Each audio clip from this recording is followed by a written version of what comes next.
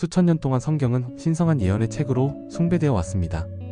하지만 실제로 이 예언들을 역사적 사실과 대조해보면 어떨까요? 오늘 우리는 성경에서 대표적인 실패한 예언들을 살펴보고 이것이 성경의 신뢰성에 어떤 의미를 갖는지 알아보겠습니다. 1. 예수의 재림 예언. 성경의 가장 중요한 예언 중 하나는 예수의 재림입니다. 마태복음 16장 28절에서 예수는 분명히 말합니다. 진실로 너희에게 이르노니 여기 서 있는 사람 중에 죽기 전에 인자가 그 왕권을 가지고 오는 것을 볼 자들도 있느니라. 또한 마태복음 24장 34절에서는 내가 진실로 너희에게 말하노니 이 세대가 지나가기 전에 이 일이 다 일어나리라 라고 되어 있습니다. 2000년이 지났지만 예수의 제자들은 오래전에 죽었고 예수는 돌아오지 않았습니다. 초기 그리스도인들은 자신들의 생애에 세상의 종말이 올 것이라고 진심으로 믿었지만 그들은 모두 실망했습니다. 2. 도시 멸망에 관한 예언들. 성경에는 여러 도시들의 멸망에 관한 예언이 가득합니다. 그러나 많은 경우 이러한 예언들은 실현되지 않았습니다. 에스겔 26장에서는 두로가 완전히 파괴되고 다시는 건축되지 않을 것이라고 예언했습니다. 그러나 오늘날 두로는 레바논에 번창하는 도시입니다. 인구 6만 명이 넘는 이 도시는 세계에서 가장 오래된 계속 거주된 도시 중 하나입니다. 이사야 17장 1절은 명확합니다. 보라 다메섹이 장차 성읍을 이루지 못하고 무너진 무더기가 될 것이라. 그러나 다메섹은 지구상에서 가장 오래 지속적으로 거주된 도시 중 하나로 지금도 시리아의 수도로서 번영하고 있습니다. 이 예언은 2700년 이상 실현되지 않았습니다. 이사야 13장에서는 바벨론이 완전히 폐허가 되어 다시는 사람이 살지 않을 것이라고 예언했습니다. 그러나 역사적으로 바벨론 지역에는 사람들이 계속 살았으며 오늘날에도 이라크의 힐라와 같은 도시들이 고대 바벨론 근처에 위치하고 있습니다. 3. 자연현상에 관한 예언. 이사야 19장 5절에서 7절에서는 이집트의 나일 강이 완전히 말라버릴 것이라고 예언했습니다. 바다에 물이 없어지겠고 강이 황폐하여 마르겠으며 그러나 나일 강은 세계에서 가장 긴 강 중 하나로 여전히 이집트의 생명선 역할을 하고 있습니다. 매년 범람하며 비옥한 토양을 제공하고 수백만 명의 이집트인들에게 물과 식량을 공급합니다. 4. 정치적 예언들.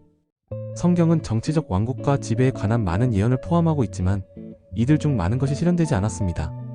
사무엘하 7장 16절에서는 다윗의 왕위가 영원히 견고할 것이라고 예언했습니다.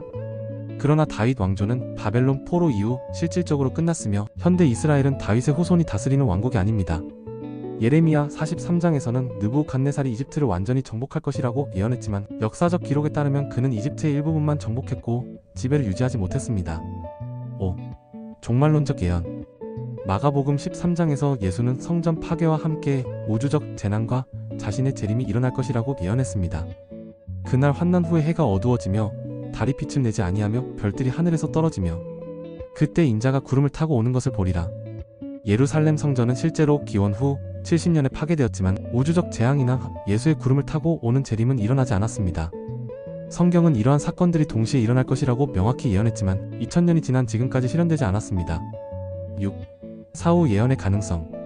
성경학자들과 비평가들 사이에서는 일부 성경 예언들이 실제로 사후 예언일 가능성이 논의되고 있습니다. 이는 이미 발생한 사건을 마치 그 전에 예언된 것처럼 기록하는 문학적 기법을 말합니다.